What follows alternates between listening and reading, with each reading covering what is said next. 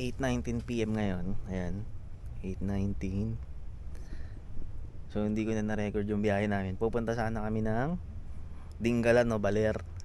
Kaso dumamo na kami sa may window shop MC, nagpa CBT cleaning kami. Umuulan-ulan. So hindi na kami tumuloy kasi nasa South Service Road kami. Tapos babalik pa kaming North para dadaan pang Lubakan. Umuulan-ulan na doon pa lang sa South. So hindi na kami tumuloy. So nag-decide na lang kami pumunta ng South. Tinuloy na lang namin sa South. So andito kami ngayon sa Lobo, Batangas.